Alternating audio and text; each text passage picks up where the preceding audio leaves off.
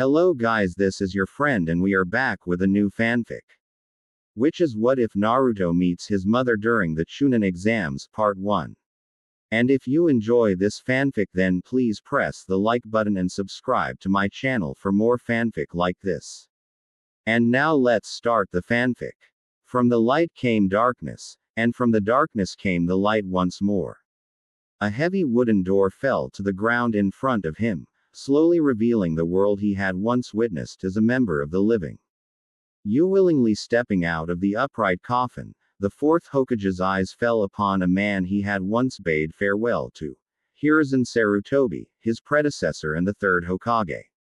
Recognizing his surroundings as that of Konoha almost immediately, Minato Namikaze longed to move, to figure out what was going on, but his body would not obey him. And suddenly whatever joy that the moment held was gone, for Minato felt more dead than he had ever been. A voice spoke up from behind him. It's been a long time. Monkey. Quote. Another voice, this one of a lighter and less amused tone, spoke next. Oh, it's you. You've grown old, haven't you, Sarutobi? The fourth watched as his predecessor spoke. I would not have thought I would meet with you three again in a situation like this, it is regrettable. Please make your preparations to be defeated. Minato wanted to scream with all of the effort he was exerting into merely moving his own body. It was as if he were a mere puppet, held in place by strings. After managing to turn around through willpower alone, he came face to face with the first and second Hokage, who seemed more interested in the one behind them. Impure world resurrection, huh? This youngster is the one who summoned us with this taboo art, he's quite something. Quote. The first realized the implications immediately. If that's so, then I guess that would mean that we would have to fight against you, Sarutobi. Minato's mind raced as he tried to figure a way out of the situation. He recognized the man behind the summoning immediately. Konoha's white snake, Orochimaru. While his facial expression remained stoic, his mind reeled in horror as the missing nin forced two kunai, each attached to a seal, into the heads of his predecessors. Orochimaru then moved to do the same to him. Like hell. Mustering every bit of determination, his thoughts drifted to the things he held dear. His village, his friends, and most of all, his son. With that last thought overpowering his emotions, he managed to finally regain control over his body, and not a moment too soon. Orochimaru scowled at him as he landed somewhere between his only ally and enemies in the current fight. Hiruzen immediately joined him, hitting him with a special contract seal, removing the traitor's ability to dispel his summon. Minato, he whispered, I don't believe our predecessors can be defeated through conventional means. I'll hold them off while you take care of Orochimaru, if you can do that. The blonde was about to tell him that he damn well couldn't do that. He could barely move as it was. Minato felt more like a slightly animate undead than his old self. The missing nin in question simply chuckled. You think that consolation prize of a Hokage can compare to any of us? You have become most foolish over the years, old man. Forming a seal with his hands, the white snake continued boasting. I'll need my summons to be in their original forms, after all. How interesting it will be to see all of the Hokage fight to the death. With the final seal, the weariness and discoloring of the summons disappeared, revealing each of the summoned Hokage to be in their prime. Finally, Minato thought, this is more like it. Feeling alive once again, Minato drew one of his special space-time kunai. The plan, then. Hiruzen nodded. The old man ran forward, weaving a series of seals faster than most shinobi could track, and spat out an intense stream of flame at his student. Not wasting any time on contemplating the bizarreness of the situation, Minato sprang into action. Leaping upward, he saw that the second had defended with a circular wall of water. Chucking his kunai behind the missing nin as the second followed up with a violent water dragon, the yellow flash of Konoha used his signature technique for the first time in 12 years. Orochimaru seemed prepared for this, however, and lashed out with a snake as he spun around to counter. Snakes. Why did it have to be snakes? Minato dodged by shifting his head as the snake bit the newly vacated air.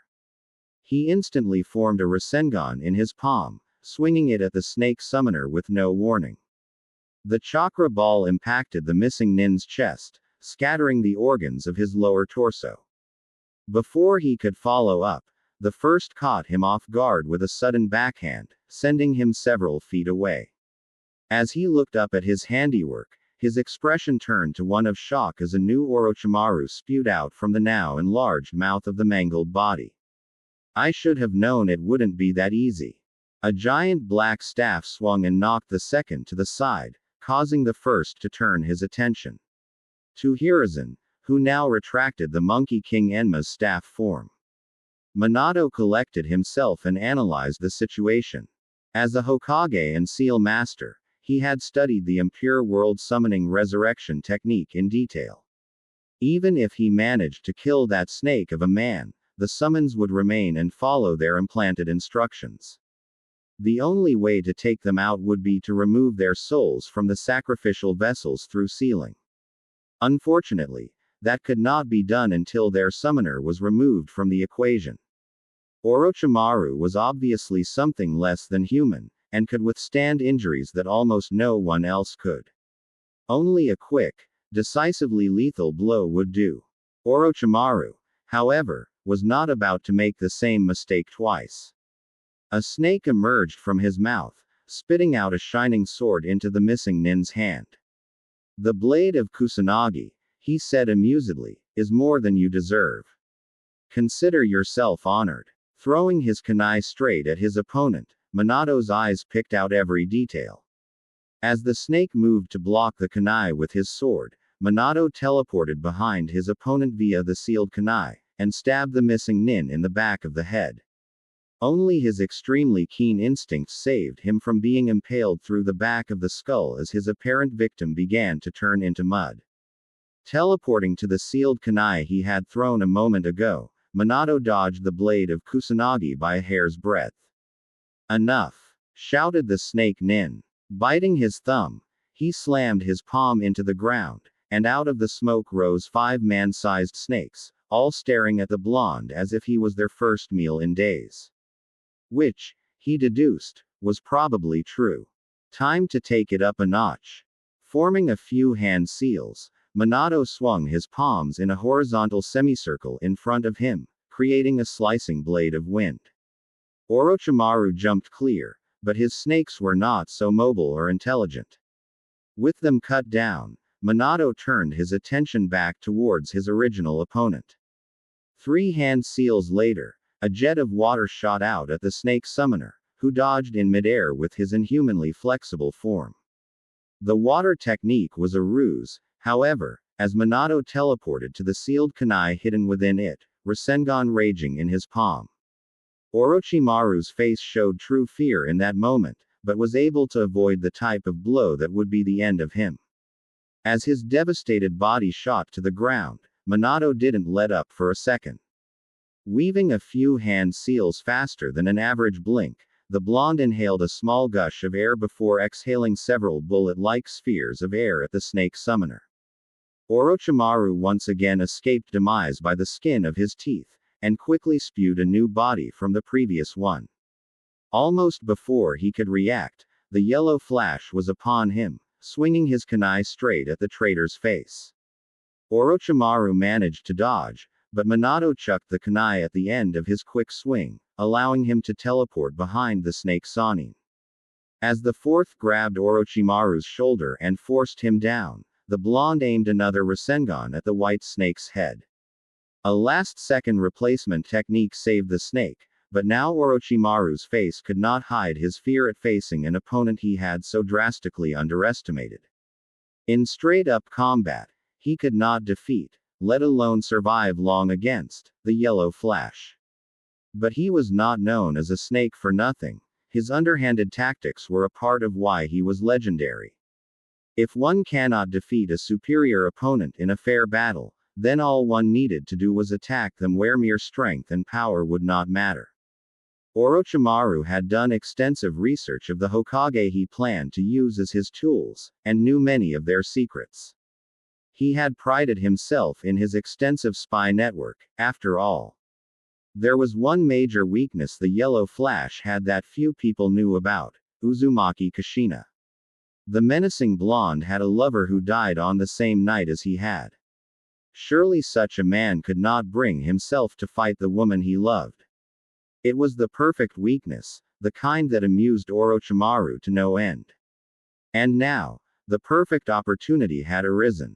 Summoning one more coffin from the ground, the snake nearly giggled with glee at what was about to befall his enemy.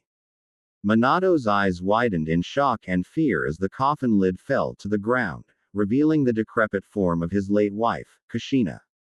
Not wasting any time with preamble, Orochimaru immediately restored Kushina to her original form, hoping that he could turn his opponent's emotions towards fear and horror instead of anger, for the latter really could have backfired on him. Drawing another sealed kunai, Orochimaru moved to embed it into his latest summon. Minato, however, had other plans.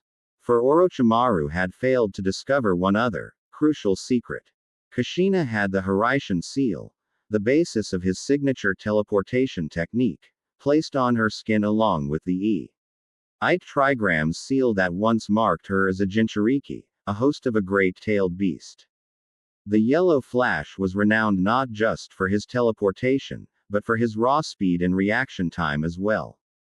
Teleporting to her side instantly, Minato forced her down to the ground, out of Orochimaru's immediate reach. Before the snake's Sannin could counter, the pair had already teleported a short distance away. Kushina, her expression fearful, confused, and groggy, looked at her husband. Minato, what? The blonde knew better than to take his eyes off his opponent. He placed a contract seal on his wife just as Sarutobi had done for him a mere minute ago, allowing her to be completely free of the white snake's control. We've been summoned by that traitor over there, and we need to take him down. There's no time to explain further. Nodding in understanding, Kushina stood up, sparing only a quick look at her surroundings. The usual, Minato-kun? She asked with a smirk. Her husband returned it. The usual. Chakra chains erupted from Kushina's body, encircling the surprised Sannin. Minato rushed in, teleporting to his throne kunai in an instant. Now behind the distracted snake summoner, Minato formed a Rasengan. Orochimaru, unable to body flicker through the cage of chakra chains, performed a replacement to escape the lethal ball of spinning chakra. But with almost no room to maneuver, the replacement could only buy him a few seconds at best. Weaving hand seals for a technique in those few seconds he had, Orochimaru didn't see the true threat of the Namikaze duo's tactics. A chakra chain, each of which was tipped with a sharp, potent chakra blade, impaled the Sannin from behind. Shocked, Orochimaru let his guard down a split second to see what had so improbably struck him, and that split second was all Minato needed to deliver the instantly lethal blow he had been aiming for from the start. The Rasengan had the tendency to make a mess out of its targets, and the white snake was no exception. This time, at least, Minato knew he would not be coming back.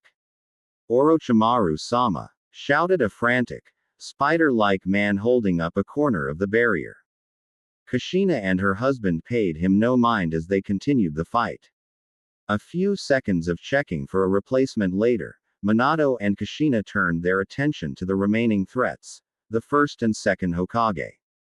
Hiruzen was managing well enough on his own, but he did not seem to be able to go on the offensive between the impressive techniques of the Senju brothers. With only a quick nod to each other, Minato and Kushina joined the fray. With the element of surprise, Kushina was able to ensnare the second with her chakra chains. Hiruzen understood immediately, and focused his attention on keeping the first busy while Minato incapacitated the second with a reverse contract seal. As the seal began to take effect, the second's body began to fade. In his last moments, Tobirama Senju smiled at his successor before vanishing into dust with the wind. Hashirama Senju, more commonly known as the first Hokage, was a much more difficult opponent to take down. His wood element techniques were an effective counter against Kushina's chakra chains, forcing her to resort to fire techniques instead.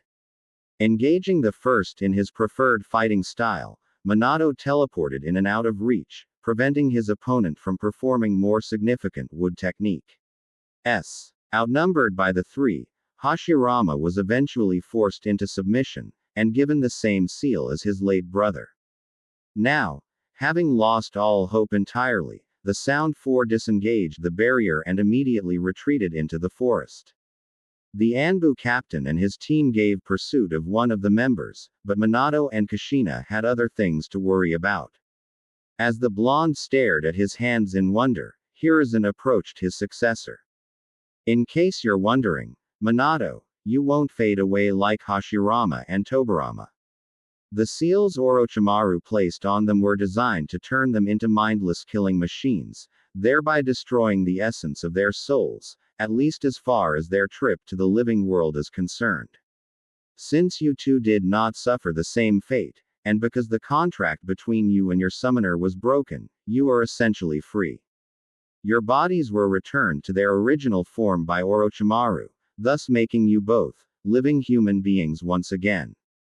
It was not without sacrifice, but knowing my Arai student, he said, his facial expression darkening, he would not hesitate to sacrifice the lives of a few of his subordinates for more powerful tools. Husband and wife looked at each other, smiling in both relief and joy as tears spilled from their eyes. Hiruzen smiled at their warm, loving embrace, reflecting on how much he had missed these two over the past 12 years. A huge puff of smoke in the distance shook him from these thoughts. Minato, Kushina-san, I think it would be best if the reunion were to wait until after the invasion is dealt with. Suddenly aware of their surroundings, Kushina and Minato took a look around. Invasion? She asked. What is going on? Hiruzen could only frown as he relayed the news. Suna and Oto have launched a surprise invasion during the Chunin exams. As he glanced back at that huge puff of smoke, he only now realized what was going on out there. Oh my! The couple followed his stares to see a giant toad, Gamabunta, standing off against what they all recognized as the fully transformed one-tailed Shukaku of the sands. What should we do? Hiruzen-sama asked the blonde. The man in question quickly surveyed the village, taking note of the panic in the Oto and Suna forces. Our enemies appear to be retreating, or at least in a state of panic. Minato, you entering the battle would certainly tip the scales fully into our favor.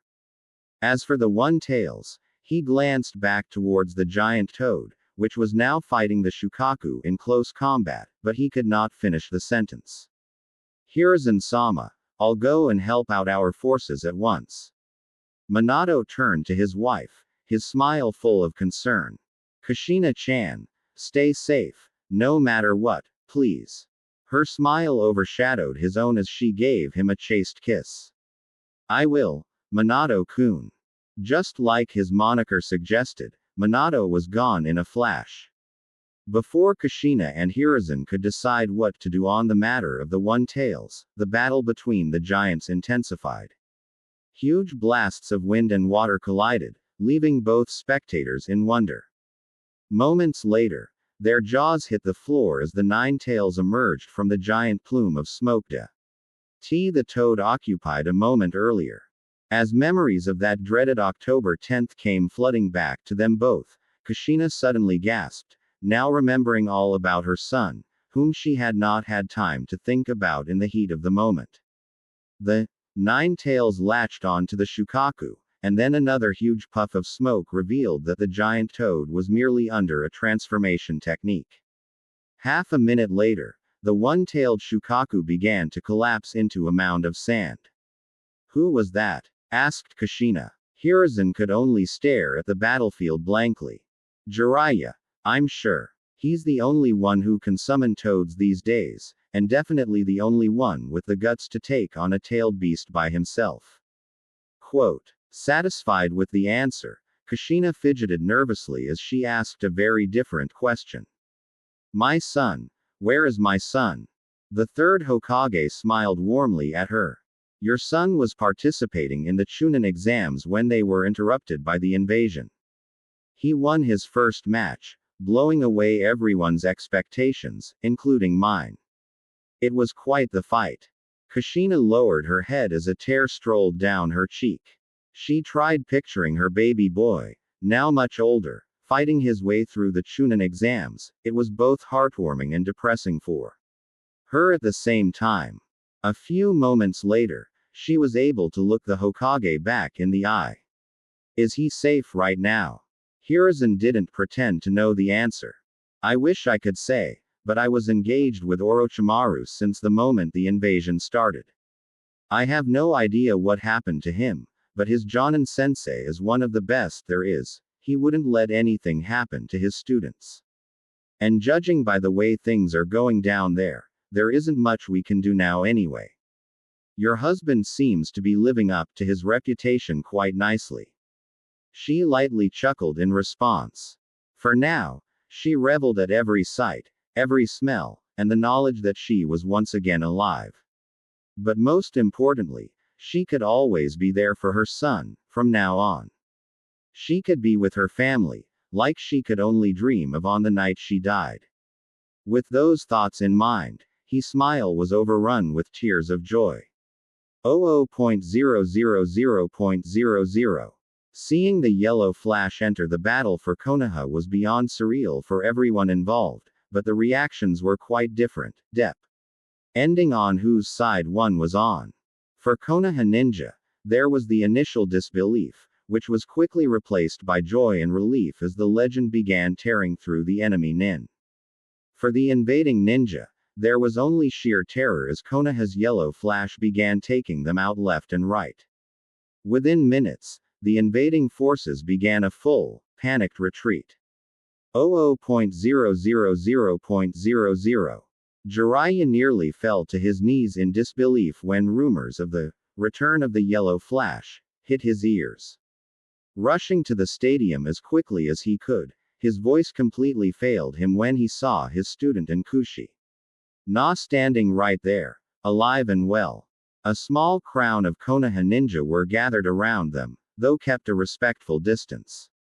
When pinching himself did not satisfy his concerns of it all being a dream, he approached them. Minato saw him first. Sensei. He shouted happily, and ran up to hug the white-haired Sannin. The Toad Sage managed to return the embrace, albeit slowly. Minato. How? I guess I should be thanking your snake-loving teammate for this one, Sensei. Quote. Jiraiya's face lit up in recognition. Orochimaru. Is he dead? Hiruzen curtly replied. For a few moments, teacher and student bowed their heads in respect to the man they still cared about, even today. Good work, by the way, in dealing with the one-tailed Shukaku. You never cease to impress, he said, chuckling. While Jiraiya tried to process his confusion, a silver-haired Jonin ran up to the group. Sensei. Kakashi looked at the man he had long known as dead, his one visible eye wide in shock. Minato ruffled his student's hair. It's good to see you again, Kakashi. How long has it been? The copy ninja could only whisper in wonder. 12 years, Sensei, how? The Toad Sannin finally managed to find his voice. Minato. Sensei, I don't know what you're talking about. I never fought the One-Tails. I didn't even know it was here in the first place. Quote. All eyes were on the supposedly only summoner of toads now. How is that possible? Asked a confused Hiruzen. Gamabunta was summoned. Jiraiya looked at them all blankly before suddenly erupting into a huge laughing fit. As the rest of the group looked on in bewilderment, the Toad Sage recomposed himself. Well, I'll be damned, that kid really has some guts. What are you talking about, Jiraiya? Asked the third. The white-haired Sannin looked up at him, grinning. About a month ago, I had Naruto sign the summoning contract. Everyone else could only gape as the realization hit them.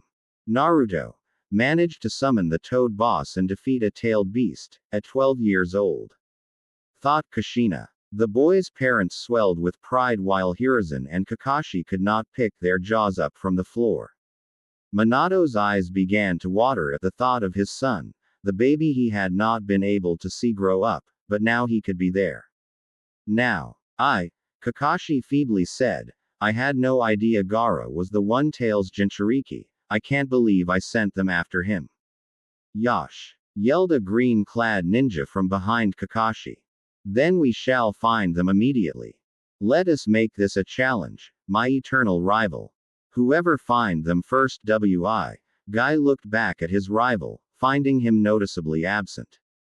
As his gaze reached the fourth Hokage, Minato merely pointed over his shoulder towards a hole in the stadium wall with a blank expression.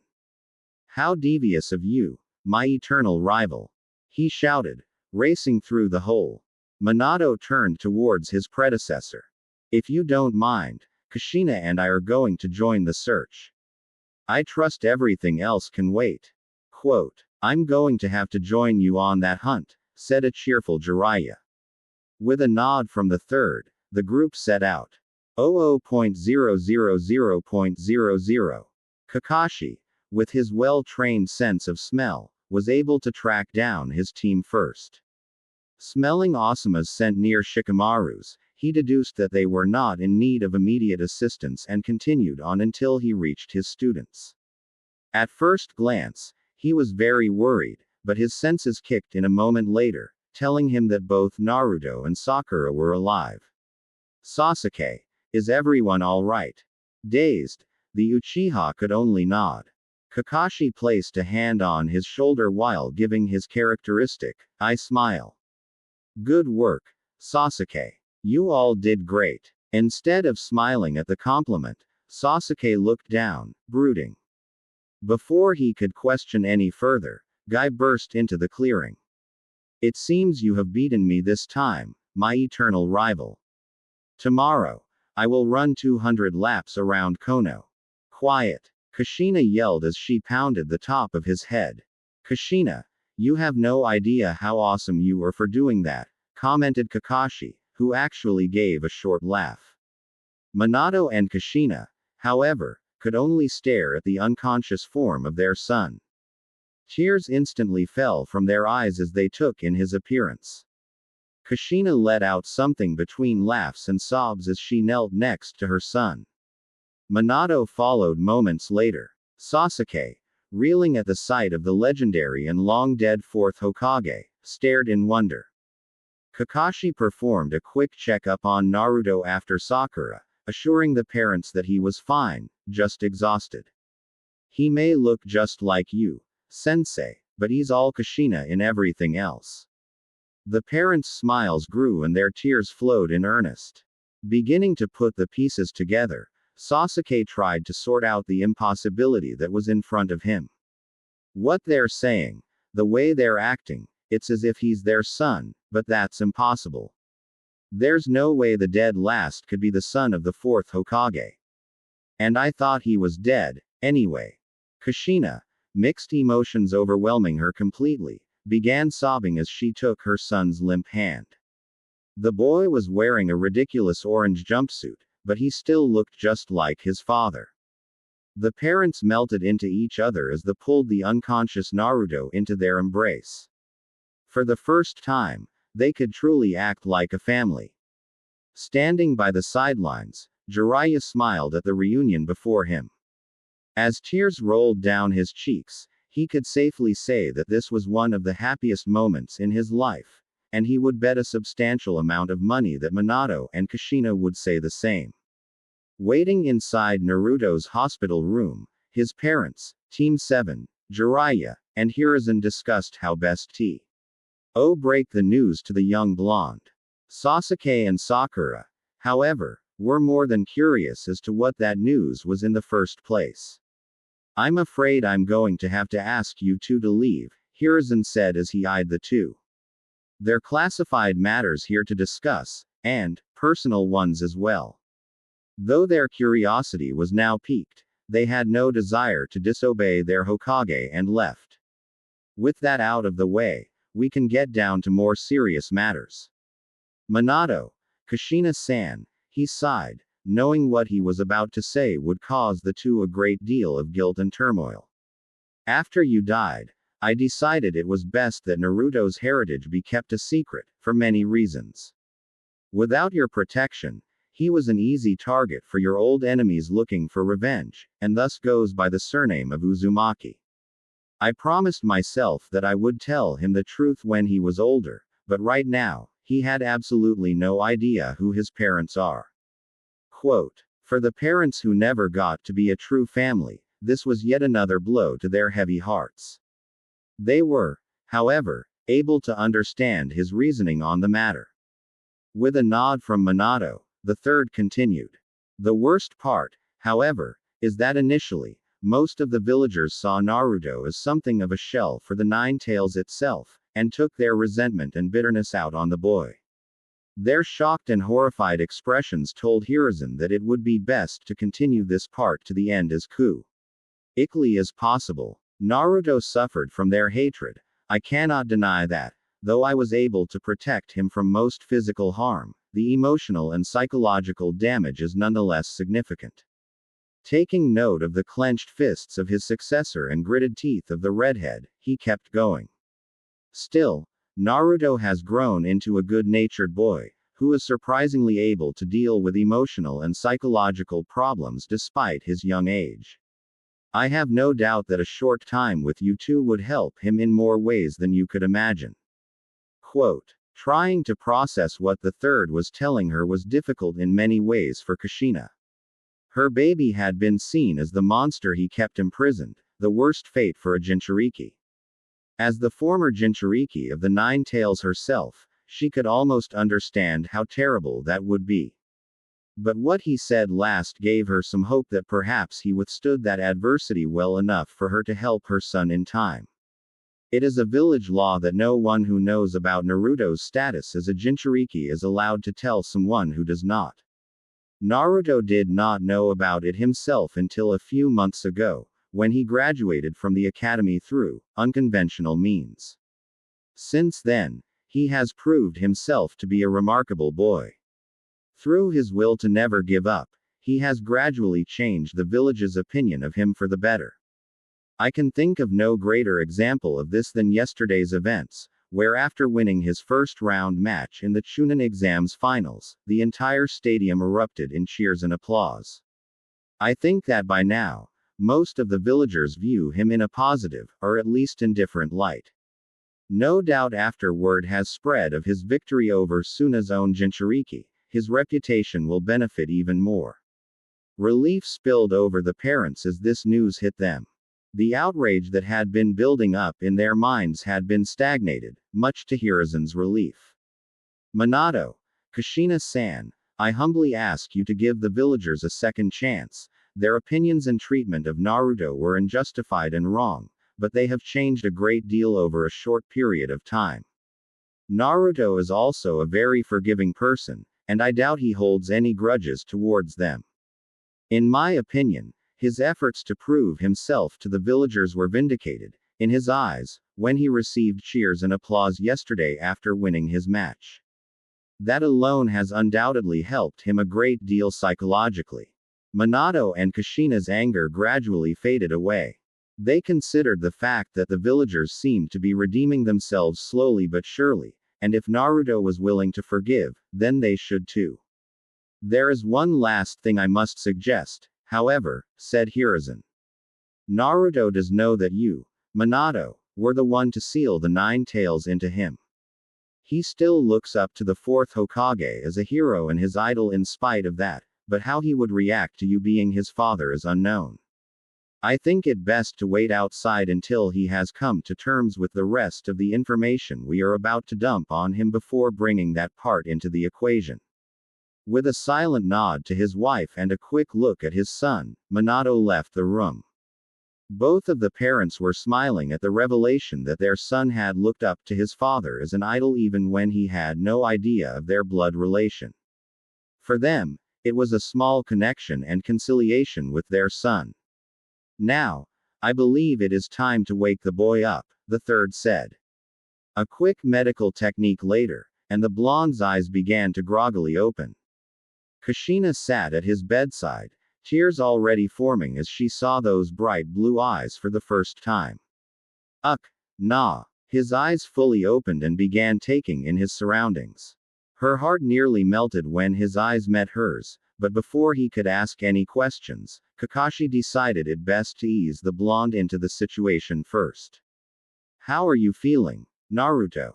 The boy's eyes drifted towards the silver-haired Jonin and his face lit up in recognition.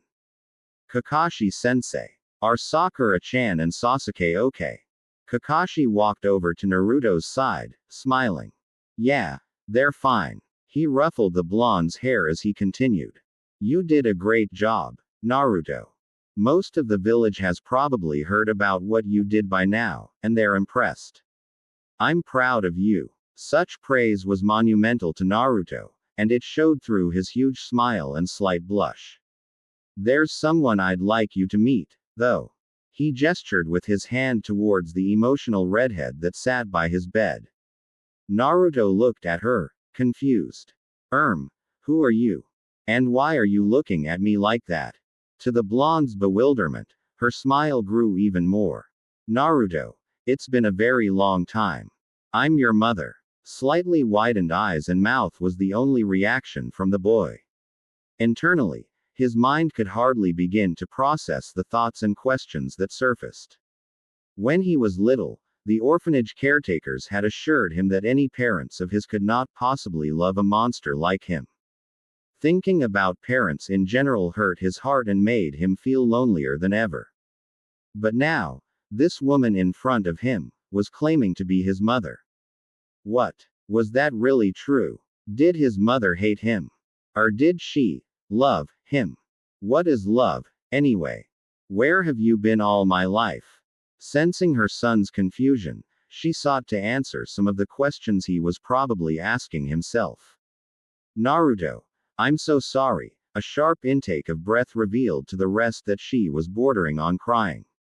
I wanted to be there for you so much. I would have done anything to help you, but I didn't get the chance. Sniffing and wiping some of her tears away, she collected her thoughts before speaking again. Your father and I were killed on the night you were born. We never wanted to leave you alone. But yesterday, somehow we were brought back to life by accident.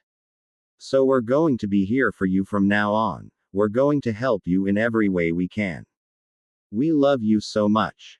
It was the first time Naruto had ever heard those words, and all of his emotional defenses broke down as tears rolled down his cheeks. Kushina immediately embraced him, holding him as he spilled out all of the pent-up emotion and anguish of his life into her chest. His sobs were both comforting and painful for her as she soothingly rubbed circles into his back, trying to erase all of that which burdened him. 00.000.00. Sasuke sat on a bench outside the hospital room next to his teammate and the fourth Hokage, though he paid them no mind. His thoughts were elsewhere, back to a conversation he'd had not long ago. Standing near the blonde's hospital bed, Sasuke merely observed the group giving all of their attention to the dead last. The more he saw and heard, the less able he was to deny the obvious conclusion. Naruto was the son of the fourth Hokage. As impossible as it seemed, there was no other way to describe it, and the resemblance was uncanny now that he considered the possibility. You're my son's teammate, right? Sasuke, shaken from his daze, looked up at the red-haired woman speaking to him. That statement confirmed his suspicions, though he gave no indication of surprise. He merely nodded in response. My name is Kushina Uzumaki. May I ask what your name is? Deciding that it would be more troublesome to ignore her, he answered. Sasuke Uchiha. Her eyes widened in recognition, which annoyed him. Of course, everyone knew him. He was the famed last Uchiha, after all. Who hadn't already heard all about his story and pitied him? Sasuke Uchiha, To his surprise, she smiled. Wow, you've grown so much. The last time I saw you, you were a little baby. She now had his full attention. How do you know me? Kushina's mind drifted towards memories from long ago. I'm good friends with your mother. When his expression darkened considerably, she grew worried. Is she dead? Was his snappish reply. Sasuke waited for the inevitable. I'm sorry. Pity before she moved on to things that were obviously more interesting for her. Just like everyone else. But once again, she surprised him. Her hand moved up towards her mouth, but it never reached. She stared at the ground, tears falling from her eyes. Sasuke was now completely bewildered. Was this woman actually saddened by his loss? Did she not pity him? After several moments, Kushina looked up at him once more. I'm so sorry, your mother was a great woman. His eyes drifted towards her own, the slightest of cracks forming in his emotional shell. You participated in the Chunin exams and defended your village and friends when they were under attack. Take it from someone who knows. Sasuke allowed his mind to drift to emotions and memories he had long since shut away as he hung on her every word. Your mother would be so proud of you. He soaked in her words as if they had come from his mother herself. Images of her smile, of her approval, and of her pride came flooding into his memory and imagination. For the first time in 4 years, Sasuke could actually smile when thinking about his family. 00.000.00. Kushina held her son for several minutes before he was able to collect himself. When he finally backed out of the embrace, he wiped away the tears and mucus in an attempt to recompose, but quick. Lee saw what he had done to her shirt. Sorry. But his mother would have none of that. There's nothing to be sorry for, Naruto. He looked up at her unsurely, still wondering if this could be real. Are why you really my mom? She gently lifted his chin and kissed his forehead. Yes, Naruto, she said in as soft a tone as she could muster, I really am your mom. Mother and son shared a relieved, cherished smile. Kakashi, Hiruzen, and Jiraiya could only look on in contentment. The boy finally had what he truly deserved, and needed so badly. Would you like to meet your father, Naruto? Asked Kushina. Naruto looked up at her, excited but hesitant. I have a dad, too. Everyone in the room chuckled at that. Yes, you do, Naruto. Remember what I said about him? The confused look on his face told her no. Definitely does not have his father's memory, she mused. Your father loves you very much. Just like me. He died on the night you were born, but we've been given a second chance. We're both going to be there for you from now on, okay? After a nod from her son, she glanced over at Kakashi, who nodded back in response. Minato stood outside the room, contemplating how his son would react. Would he be angry? What a stupid question. Of course he would. He has every right to be. How long would he hold a grudge for? Would he forgive him? Sensei. Awoken from his thoughts, the blonde looked at his student. It's time. He stood, trying to compose himself. Doing his best to stop his hands from shaking, he entered the room, to see his own eyes looking at him in wonder. Hesitantly, he approached the foot of the bed. Naruto. His son continued to look at him with wide eyes and an agape mouth. For Naruto, seeing the long-dead legend, the fourth Hokage, standing in front of him was enough cause for shock. The obvious connection that it was his own father that was standing before him never even registered. After several moments of silence and no change in expression, Kushina tried to ease the awkwardness. Naruto. The blonde suddenly blinked, as if only just realizing that he had been staring. Fourth Hokage. Naruto. This is Minato Namikaze, your father. Minato and Kushina waited for the anger, the confusion, the hurt, but nothing of the sort came at first. As Kakashi had warned them, Naruto tended to be quite slow outside of battle. You're my Father? He asked. A small smile appeared on the Hokage's lips. Yes, Naruto. You're my son. Naruto's shock turned into joy as tears fell from his eyes. The last thing any of them had expected followed: laughter. The boy's torrent of emotions was released in the form of choked, relieved chuckling. Never, not even in his wildest fantasies, had Naruto imagined being the son of the legendary fourth Hokage. It was simply too good to be true. There were a few times where he had dreamt of having parents who didn't hate him or even someone who loved him, but this couldn't be real. This may all be a dream, he thought, but it's the best damn dream I've ever had. And I'm going to enjoy it, even when I wake up and it's all gone. At least, right now, I can pretend. His father walked over to his son's side, completely unknowing of the fact that Naruto believed he was well and truly dreaming. Naruto, I'm so sorry for sealing the 9 tails into you without helping you along the way. I hope you can forgive me. His son merely looked up at him, smiling. It's okay. No, they had certainly not expected Naruto to forgive his father right on the spot without any hesitation. Kushina, however, decided to go with their good luck. Naruto, why don't we go get some ramen together? Naruto nearly jumped out of his bed. Yeah, ramen. Let's go to Ichiraku's. Dadbayo.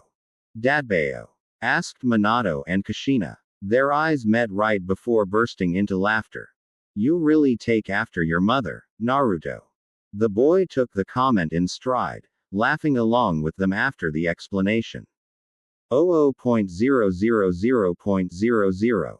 Kakashi felt it best to let the family spend some time together by themselves, which was why he now led the remainder of his team in the cleanup and reconstruction efforts.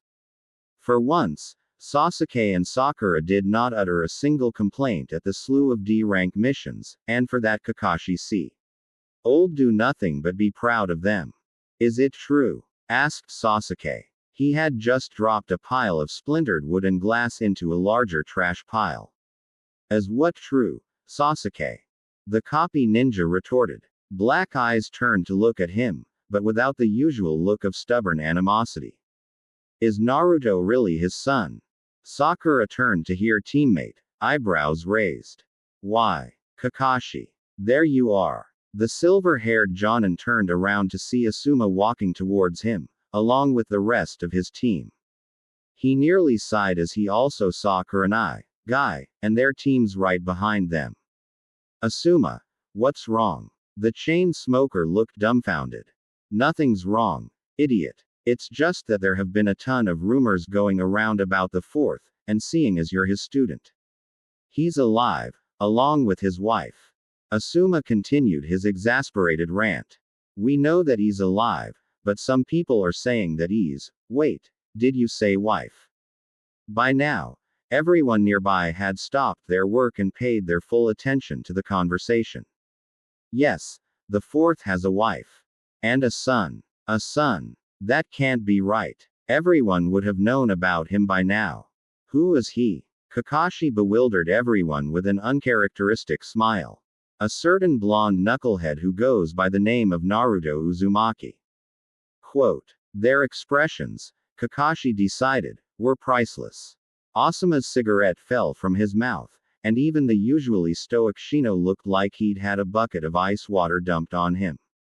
While waiting for everyone, save Sasuke, to process that bit of information, Kakashi casually got back to work howling debris into manageable piles. 00.000.00. Itadakimasu. With little more preamble, Naruto began devouring his first bowl of steaming miso ramen, much to the amusement of his parents. His eating habits were similar to his mother's, though even she was not quite so animalistic with her food. Still, ramen was a favorite food of Kushina's, and Minato certainly had a liking for it as well. You might want to slow down, Naruto, advised the redhead. It's not going to disappear. Surprisingly, Naruto stopped eating and chewing mid-bite, his expression suddenly solemn. His parents' concern immediately rose, but before they could comment on it, the blonde finished his bite and smiled at them. Sorry. I always eat a lot after coming out of the hospital. Deciding not to ask about his fake smile, Kushina moved to a safer topic. So what's your team like? Minato and Kushina were caught off guard by the sudden no punctuation description of each of his teammates. Well, there's Sasuke Tem who's strong but is really stupid about it and he has the Sharingan and is always all serious and stuff, and then there's Sakura-chan O's really pretty but is always following Sasuke Tem around but she's still really smart. And then there's Kakashi-sensei who's always late and wears a mask all the time and also has the Sharingan and is really lazy but he's really strong in a fight and has a weird smile and he's always reading though. Say pervy books and, noticing the unbelievable pause, his parents could only stare in wonder. He has really weird hair. Unable to hold their laughter in any longer, the parents nearly fell off of their seats cracking up, much to Naruto's utter confusion. Asuma didn't even bother trying to wipe the look of shock off of his face. His cigarette could burn itself out on the pile of wood scraps near his feet for all he cared. A single sentence had just forced him to revisit every single one of his memories and conclusions about a certain blonde knucklehead. And then try and reconcile that image with that of the legendary fourth Hokage. No. It was like comparing night and day as far as actions and personality go. The fourth was known as a genius among geniuses, someone who could defeat any Nara in a game of shogi, which was something a grand total of no one else could claim. His supposed son, on the other hand, was one of the thickest kids he'd ever seen, goofy and lacking in all things sensical. But there was something. Naruto had a knack for spur of the moment, odd tactical decisions that actually ended up working. His fight against Neji had proven that in spades, some of his tactics had impressed many of his fellow Jonin, a feat that few genin could accomplish. With that connection built in his mind, Asuma moved on to the more logical facts that he knew. The resemblance between the Yellow Flash and Konoha's most unpredictable knucklehead ninja was too similar to be a coincidence, now that he considered the possibility. And then, of course, was the fact that Naruto was the Jinchuriki of the same tailed beast that the fourth had died sealing away. The more he thought about it, the more things made sense. So, 5 minutes later, he prided himself in being the first person in the present group of Team Asuma, Team Guy, and Team Kurenai to be able to stop looking like an idiot. His student, Shikamaru, was next. A tactical genius in his own right, Shikamaru Nara spent most of the past few minutes trying to understand how the son of someone so smart could be so stupid. However, the pineapple-haired genin pushed that paradox aside with a characteristic utterance of "trouble so me," and decided to figure it out later. Hinata's thoughts drifted to her memories of Naruto's childhood, when he had withstood countless glares and even an occasional beating for reasons she couldn't fathom. The revelation that he was the son of Konoha's greatest hero and genius only added to her confusion at his treatment. For the rest, the truth was difficult to believe, but none of them saw any reason for Kakashi to lie and walk away. All right everyone, Asuma called out, back to work. And in case you're wondering, Kakashi wasn't lying. 00.000.00. As the Uzumaki family walked towards Naruto's apartment, the boy couldn't help but gawk at the stares everyone was giving them. It was a total contrast to an aspect of his life that he had been forced to accept. Instead of hateful glares, they were looks of wonder, respect, and happiness. Though the glares had been lessening considerably ever since his mission to the wave, the staggering difference between then and now enforced the idea that he was dreaming. Even if it wasn't real, it was by far the best dream Naruto had ever experienced. His mother had smiled at him like no one else ever had, like he'd seen real mothers do for their children. She held him when he was upset, forgave him instantly for anything he thought he did wrong, and most of all, she said she loved him. That idea, even if it was based on a mere dream, was something he could only cherish and hope for. Perhaps, one day, after he'd done something so great that no one could possibly hate him anymore, someone would go as far as to say they loved him. It was a dream worth fighting for, just like his goal of becoming Hokage. Of course, he couldn't forget his idol acknowledging him, saying he was proud of him, and claiming to be his own father. That was something he could daydream about for the rest of his life, a happy thought that he could always fall back on. This is where you live, Naruto. The question shook him from his thoughts, and he turned to face his mother, with a smile. Yeah, it's up there, on the 4th floor.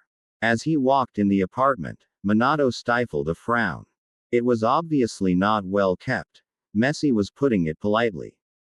It was like no one had ever told the boy how to clean up after himself or how to maintain a living space. When, a split second later, he realized that this was exactly the case, he was not able to hide his frown any longer. A 12-year-old boy should not be living completely alone, especially an orphan. Though, he supposed, he was partially to blame for his son's situation. His guilt only hit harder when Naruto didn't seem to realize that anything was wrong with his home, as if he had no idea how clean a normal home was supposed to be. An indifferent person would write his son off as totally lacking in manners and common sense, but Minato would be quick to lecture them that his son's life had been anything but common. With no one to teach him anything, Naruto was obviously extremely lacking in the life lesson department, and even more lacking in all of the basic things parental figures tell children. That was all about to change. Mustering as sincere a smile as he could manage, he turned to his son. Why don't we start cleaning up, Naruto? Quote. The task was rather daunting, considering that the apartment had likely not been cleaned in years, but he'd experienced much harder things in his life. Like watching my wife die. And leaving my son an orphan. Shaking his head, Minato steered away from such dark thoughts. Focus on the present. What's done is done. There would be time for everything else later. For now, he was focused on one thing and one thing only, his family. 00.000.00. You okay, Sakura? She had not moved from her spot since Kakashi had dropped that bombshell on her mind. Just like everyone else, she had thought back to all of her memories of her blonde teammate, thinking about how she treated him. From the times she had called him an idiot, yelled at him, rejected his affection for her, and even hit him for what she deemed as stupidity, she fell deeper and deeper into regret. When her sensei put his hand on her shoulder, she nearly jumped in surprise. Kakashi studied the look on her face with decades of experience. Thinking about Naruto, he already knew, the question's purpose was for her to come to understand her own thought processes. Absently nodding, she took a few moments to collect herself before speaking. I just can't believe I treated the 4th son like that. Sighing, he knelt down to her level. Sakura, why are you sorry? The confusion in her eyes told him that she didn't understand at all. Because he's the 4th son and I treated him like some annoying idiot.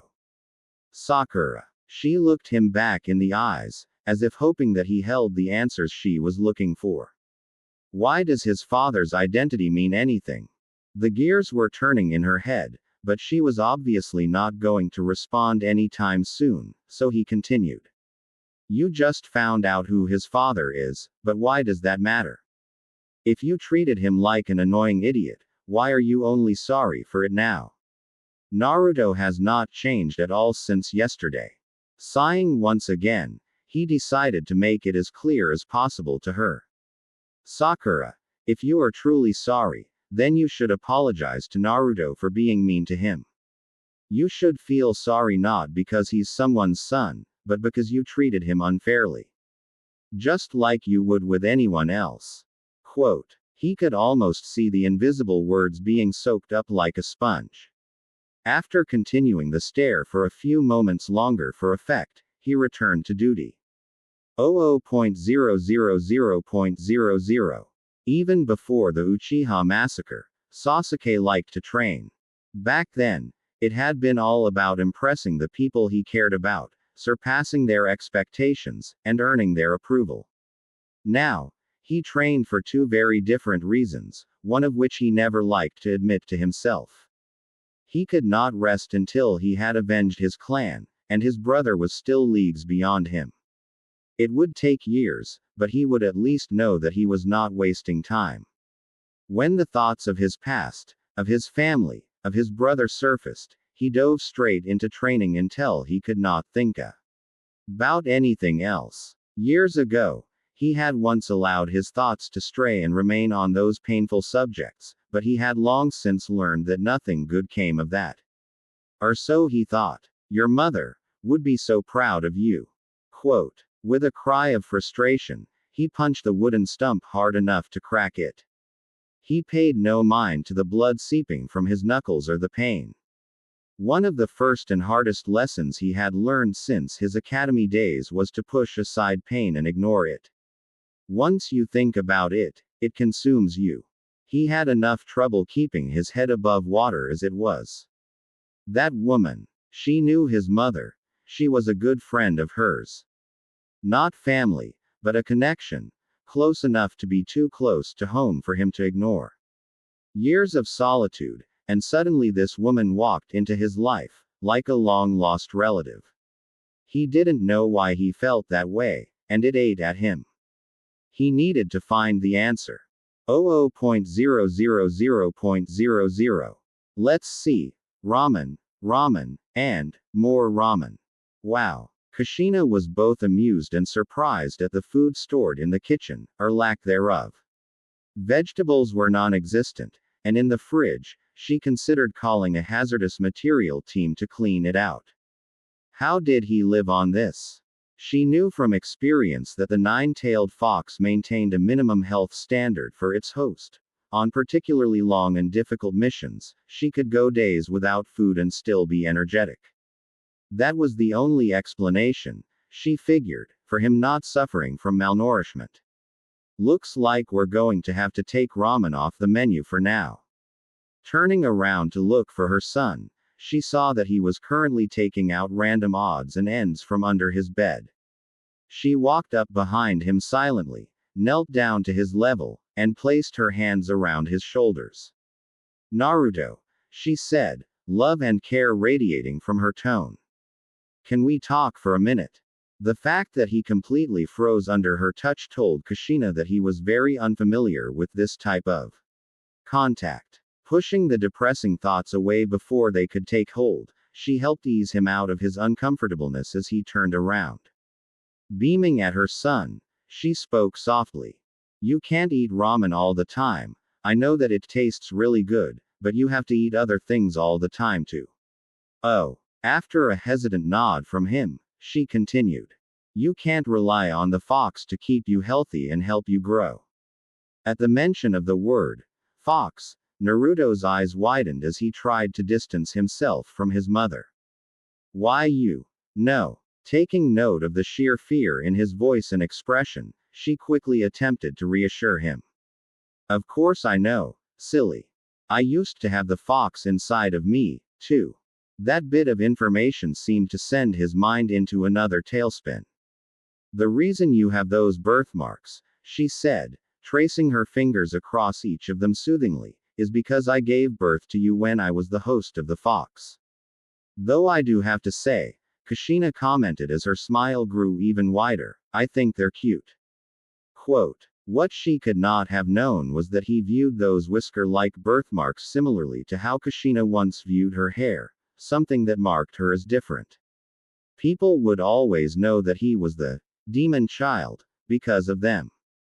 No matter what he did, dye his hair, change his clothes, people would always know because of those marks. No one had ever put them in a positive light before, especially not himself. He hated them, but his mother liked them. His mother was even just like him, too. She once had the fox sealed into her, and people didn't glare at her or anything. She was the embodiment of all that he could hope for: acceptance, happiness, and love in spite of her inner demon. If she could become that as the host of the Fox, then it was possible that he could too. Without even realizing it, tears fell from his eyes as his open-mouthed smile grew. Her hands still cupping her son's cheeks, she wiped the tears away with her thumbs. I love you. She decided that her son needed to hear that much more often, especially for just because moments.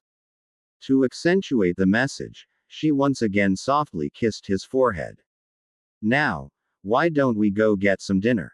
Quote. Minato casually stood in the doorway, arms crossed as he smiled fondly at the pair. This was a sight he only had a precious few moments to imagine the night he and his wife died, and now he had the chance to see many more. Even just this one day was like a dream he had always wished for but seemed too good to be true. Naruto. 00.000.00. Sometimes, things just happened.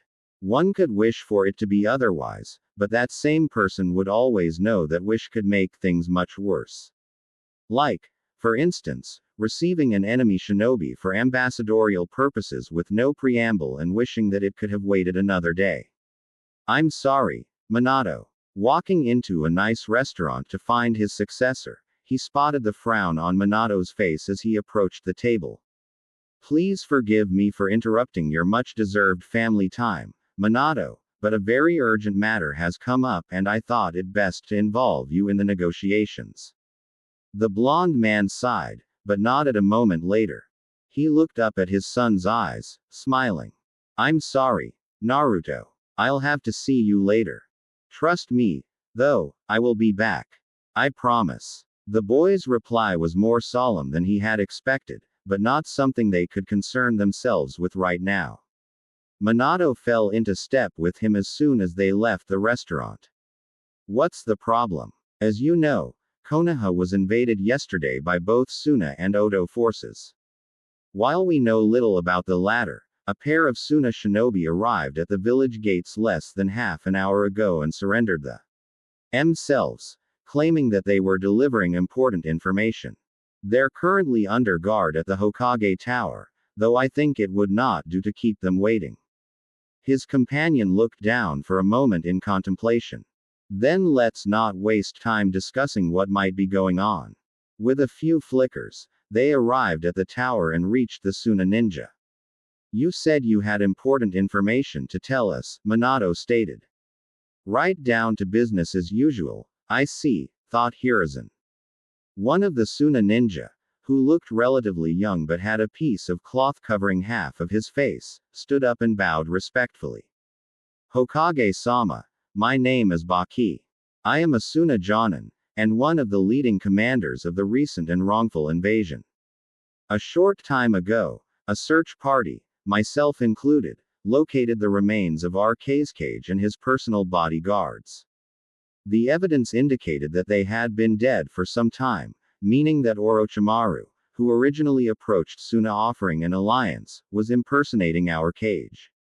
We should have known better, but our total obedience blinded us to this treachery.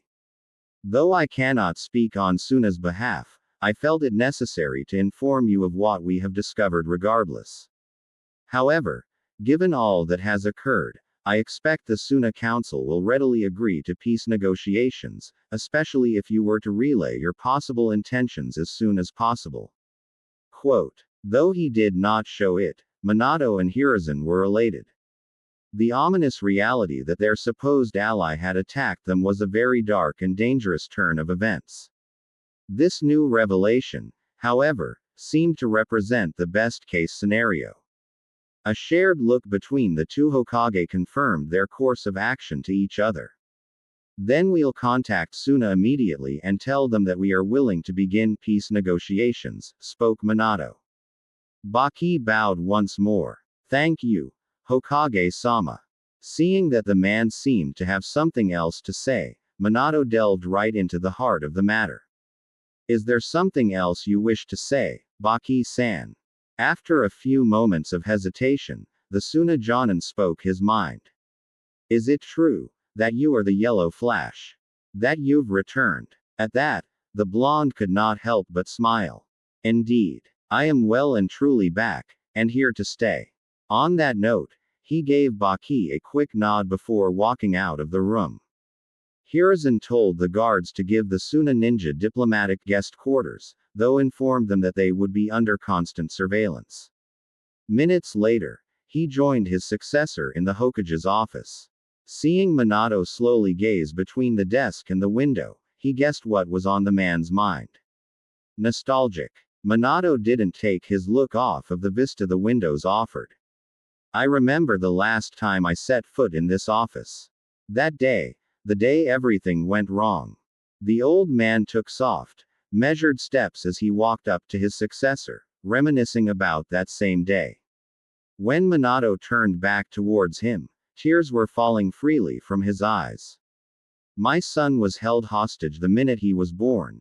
My wife had the 9 tails ripped out of her, and then was burdened by the knowledge that her tenant was killing her friends as she lay dying next to her newborn son.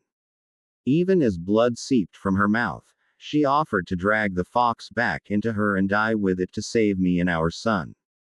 She said that she was happy, happy that I loved her, happy that it was our son's birthday.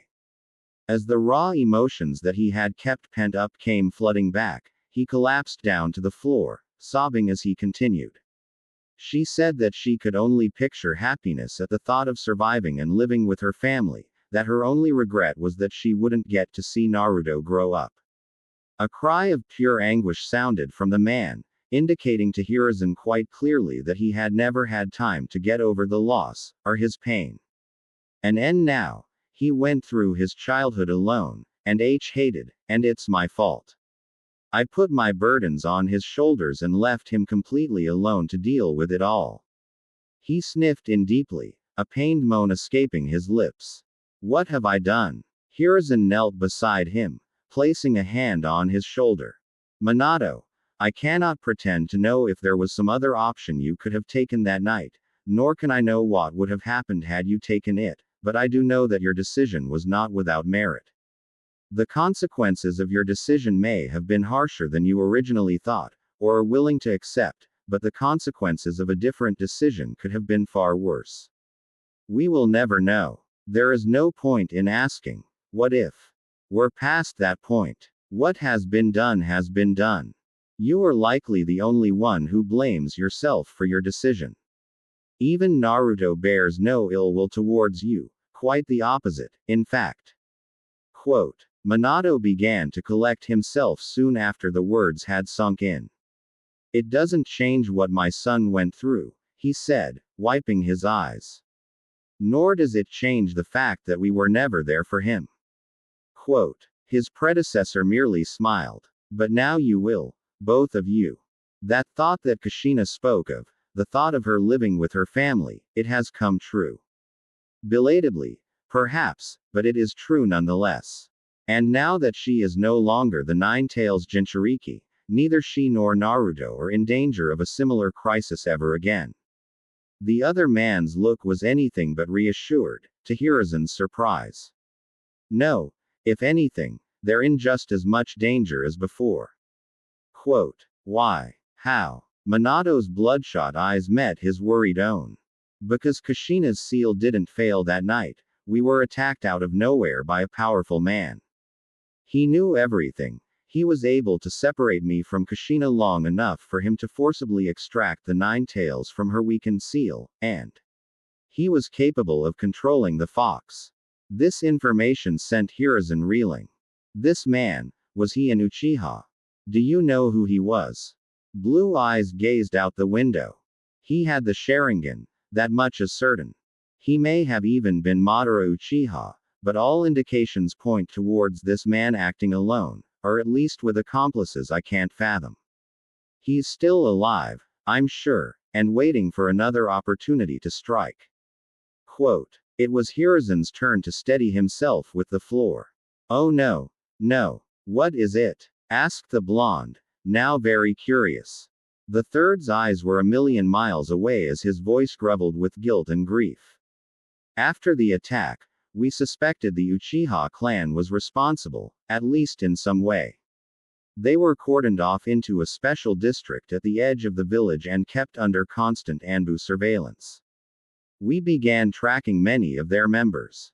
Years later, a double agent of ours, Itachi Uchiha, a prodigy of the Uchiha clan and an Anbu captain, informed us that the clan was plotting a coup.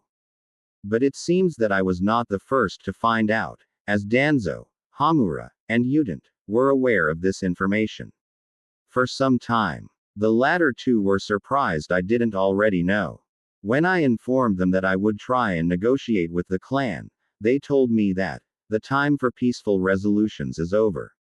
Itachi was ordered to massacre his clan to prevent an uprising before it could occur, and he followed Had order. He killed every member of the Uchiha clan, as per orders, except for his younger brother, Sasuke, who does not know the truth about the incident. Itachi, that same night, approached me and begged me not to let any harm befall Sasuke, or tell him the truth about the massacre. Itachi was forced to flee the village as a missing nin if he were to maintain the masquerade he established for his younger brother's sake, and I have not seen him since. Everything about that incident haunts me to this day. They sat in silence for several minutes as they let each other's revelations sink in. Finally, Minato spoke up, determined. Then we have things to take care of. Sasuke needs to know the truth, and soon. Hiding such important secrets from those who are so closely involved with them, nothing good can come out of that. Hiruzen looked at his successor, both surprised and understanding. But first things first. We've got a diplomatic situation to resolve. Standing back up with a smile, Hiruzen gestured towards the Hokage's chair with an open hand. The seat is all yours. Though I must say, it's great to have you back. Quote. Minato smirked as he sat in his chair once more. It's great to be back. Now, let's get to work. 00.000.00. When it was getting late, Kushina knew she had to begrudgingly leave her son for the night. After tucking him in, she kissed him on the cheek. I have to check into a different room for tonight. But don't worry, I'll be back here in the morning. Good night, my son. Naruto gave her a bittersweet smile as she stood up and shut the light. When the door to the apartment closed with a soft thud, his smile began to fade. His day in heaven had been greater than anything he had ever wished for, but it had come to an end. After beginning the daily morning ritual of coming back to his senses after waking up, Naruto laid uncharacteristical. Lee still. He knew that the dream was over, but a faint smile forced its way onto his lips. It has been something he would never forget, something he would always cherish. A dream of what could have been, of all of his most important wishes answered. When everything went wrong, when he was struggling to stay afloat against a sea of depressing thoughts, he could at least fall back on that memory, that dream, as his shelter. Of a time when he was truly happy. Of a time when he received that which he wanted most, and received even more. But now it was back to the cold, hard reality. Slowly rising out of bed, he continued his usual routine of brushing, dressing, and preparing break fa. What? No longer half asleep, Naruto noticed that his apartment was much cleaner than he last remembered it. In the dream, he and his parents had cleaned it all up, just like it was now. Uncertainty plaguing his mind, he quickly searched every nook and cranny of his surroundings. It can't be. He had never cleaned up his apartment like this except for in that dream. Unless someone had cleaned it for him while he was asleep or away. No, who would do something like that for me? Staring blankly at the wall ahead of him, he racked his mind for an explanation. It can't be real. It can't be. It's too good to be true because it is. It always is. While his mind raged in its internal battle, he suddenly took notice of the object he had been staring at. A picture. The picture. The only one he had. Team 7's group photo, the one he always kept on his dresser next to his bed. His eyes now told him, however, that the picture was standing neatly on the kitchen counter. He never did that. It was the kind of place he wouldn't even consider putting that particular prized possession. Images flashed to his mind's eye, recalling how his mother had casually placed it there to clean the dresser it usually sat on.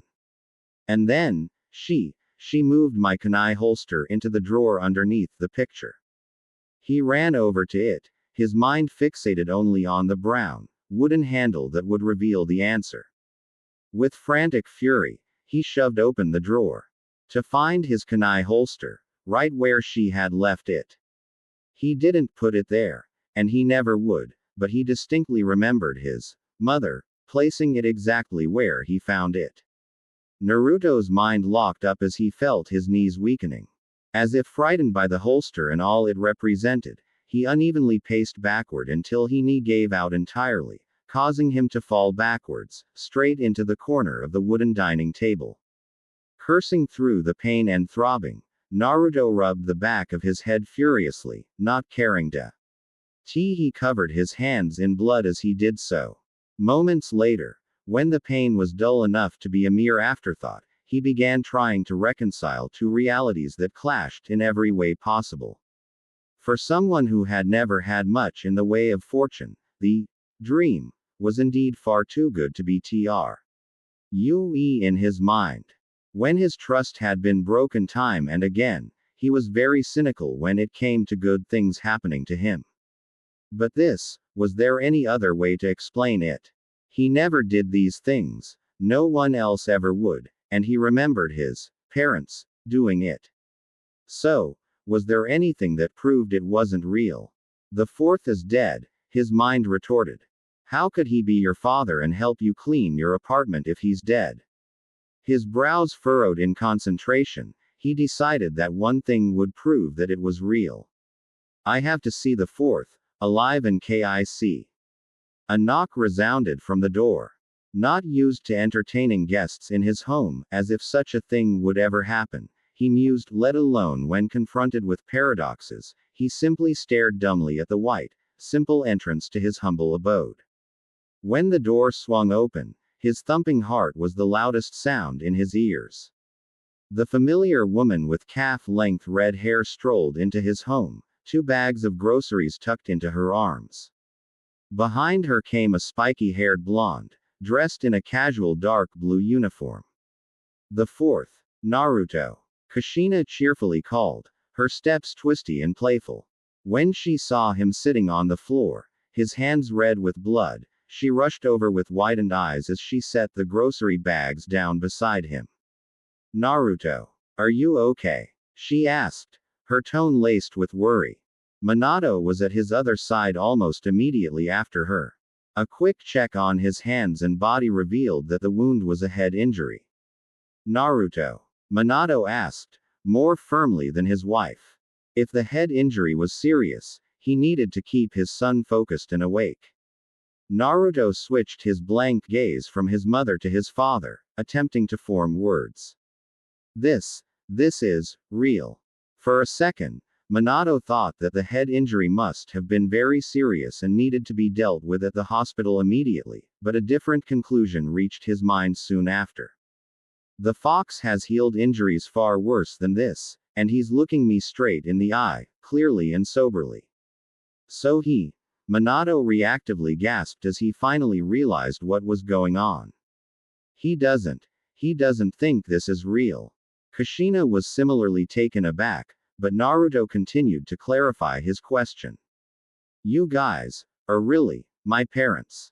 Feeling as if she had been pushed off of a cliff she didn't even know existed, Kushina desperately tried to make sense of the apparent impossibility. Didn't we go over this yesterday? Wait, this is real. How could he possibly think something like that? It's not like he thinks it's all a dream. Of course. So many unlikely miracles plopped into the lap of someone who never got what he deserved. How could I have been so stupid? Naruto, we really are your parents. This is real. This is not a dream. Catching her thought process and conclusion, Minato's expression briefly grew more shocked before settling into a calm understanding. I know this is a lot to take in, Naruto, he said, placing a reassuring hand on his son's shoulder, but we're here to stay. I promise you that. Naruto's face remained expressionless as he continued to stare at his father. Several seconds later, the boy's gaze slowly drifted to the floor, and what seemed like an awkward eternity later, he began to smile. It was like a wall that had formed in his mind had weakened. He had accepted his situation, his reality, as the lonely struggle that it was, and his parents were kept out by that barrier. Only now had it begun to truly crack, but it would not be broken so easily. An entire life of psychological and emotional pain could not be so simply erased. He could smile, though, because they were real. They weren't going to leave him. They weren't going to disappear or lie to him. All of the happy moments that he had experienced in his day of heaven were just the beginning. He could see the way forward, riddled with many more moments like those, and it made him relieved that it was not, in fact, all a dream. As tears formed, Naruto looked up at father with eyes that said everything. Minato locked his son into a warm embrace, desperately trying to pour out all of the love he had been unable to give for his son's entire life. Tears rolled down their cheeks silently for nearly a minute, for there was no need for words or sounds to convey each other's meaning. Naruto, unwilling to keep his feelings bottled up, eventually released short sobs into his father's shoulder. Why? The boy asked. Why did you seal the fox into me? Why did you leave me alone? Why didn't I know about you? Kushina joined in the hug as Minato held his son even tighter. If people knew you were my son, and I wasn't there to protect you, there would be trouble. I have made some enemies in my life, and they'd try to hurt you to get back at me. The third probably thought that you'd figure out that you were my son if you knew who your mother was. And we never wanted to leave you. We wanted to raise you, to help you grow up, to share our love with you each and every day, but a disaster happened. Treating the embrace as an emotional lifeline, Naruto spoke into his father's chest. What disaster? Minato's voice cracked as he continued, the pain from that night still fresh in his mind. You know that your mother was the previous Nine Tails host, right? Well, on the night you were born, an evil man attacked us by surprise.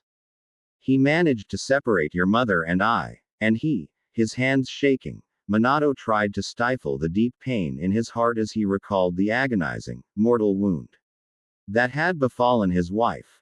He forced the Nine Tails out of her, and used it to attack Konoha. I fought him, and pushed him back, but that man was far from defeated. I knew that he had more plans to use, more ways to hurt Konoha. I forced the fox away from the village, to where your mother, and you, were. She held the fox down, and offered to drag it back into her and die with it. But the fox can't really die, and if that evil man were to resurrect it, there would be a disaster. So I did what I thought was the only way to save everyone. I sealed half of the fox's chakra into you, while I sealed the other half into the Shinigami, and the technique cost me my life. Your mother, he swallowed painfully, not caring about the tears strolling down his cheeks. She was already dying ever since the fox had been forced out of her, and she died that night, too.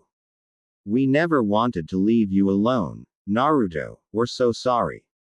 Unable to keep his mind from reliving the final moments of his life coupled with the knowledge of his son's life, Minato quietly sobbed as he squeezed his son tighter.